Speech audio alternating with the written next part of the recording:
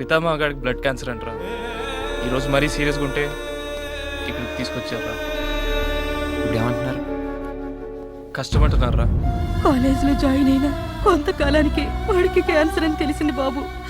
ఎవరికైనా చెప్తే వాడిపై జాలి చూపిస్తారని ఎవరికీ చెప్పలేదు. కావాలనే ఫెయిల్ అవుతూ కాలేజీలోనే ఉండిపోయాడు బాబు. ఫ్రెండ్స్ని చూస్తా అంటున్నారు. రారా.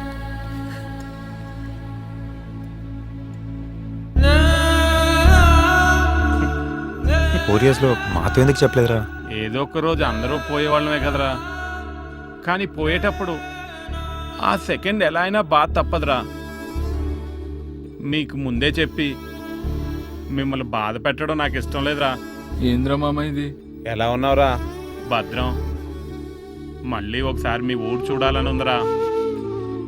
మల్లేష్ అన్న ఇచ్చిన దావత్ మర్చిపోలేకపోతున్నాను రా.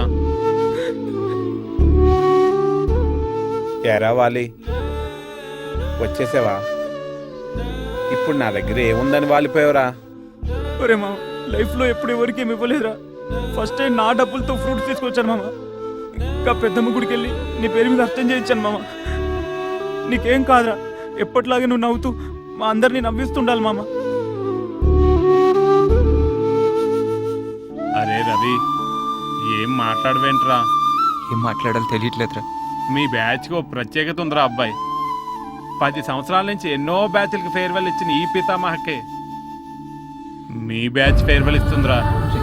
అలా మాట్లాడకి. ఎప్పుడు నవ్వుతుండవు. ఎప్పుడు ఒక్కసారి నవ్వరా.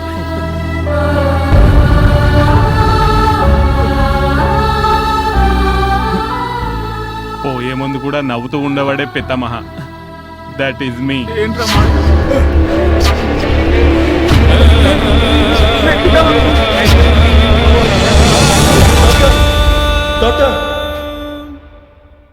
నిన్నటి గురించి రేపటి గురించి ఆలోచించకుండా ఈ క్షణం హ్యాపీగా ఉండేవాడే పితామహ. దాట్స్ మీ. నేను మాట్లాడిన దాంట్లో సైకాలజీ ఉంటుంది, ఫిలాసఫీ ఉంటుంది, ఎక్స్పీరియన్స్లు ఉంటాయి, కామెడీ కూడా ఉంటుంది. ఇవన్నీ మాట్లాడేవాడే పితామహ. ఫ్రెండ్స్కి జాబ్ వస్తే హ్యాపీగా ఫీల్ అయ్యి సంబరపడేవాడే పితామహ. నాన్న తిడితే ఫీల్ అవడం ఏంట్రా? వాళ్ళు ఏం చెప్పినా మన మంచి గురించే చెప్తారు కదరా. నన్ను చూడరా, నీకు భయం ఏంట్రా? ఖచ్చితంగా నువ్వు విజయం సాధిస్తావురా. నేను ఎక్కడున్నా సరే నీ సక్సెస్ని చూస్తాను రా.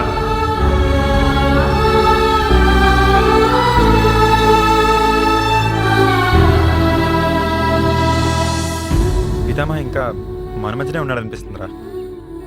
కాలేజ్ నుంచి బయటకు వస్తే సంతోషంగా బతకడం కష్టమని వాడికి తెలుసురా.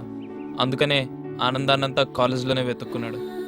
బయటకు వస్తే జాబ్ టెన్షన్స్, మనీ ప్రాబ్లమ్స్ ఇవన్నీ ఉంటాయని భయపడ్డాడు అనిపిస్తుందిరా. చావు గురించి భయపడినవాడు బతుకు తెరుగు గురించి భయపడతామేంట్రా? వాడు చనిపోతాడని తెలిసి కూడా సంతోషంగా బతికాడురా.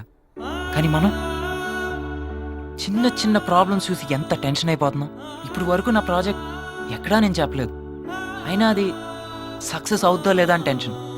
వీడికి వీళ్ళ నాన్న ఇచ్చిన 1 year గడువు గురించి టెన్షన్. నువ్వు 5 4 3 2 1 లైఫ్ గురించి కళ్ళకన్నావు. ఆ కళ్ళు నిజం అవుతుందా లేదా అని టెన్షన్. కానీ పితామహ లైఫ్ని చూసిన తర్వాత చావు కన్నా పెద్ద టెన్షన్సా అనిపిస్తుందిరా ఇవన్నీ. మన చేతిలో లేని వాటి గురించి టెన్షన్ పడి వేస్ట్ రా. పితామహ వెళ్తూ వెళ్తూ మాత్రం ఒక అద్భుతమైన విషయం చెప్పి వెళ్ళాడు రా. లైఫ్ అంటే మనకు నచ్చినట్టు బతకడం.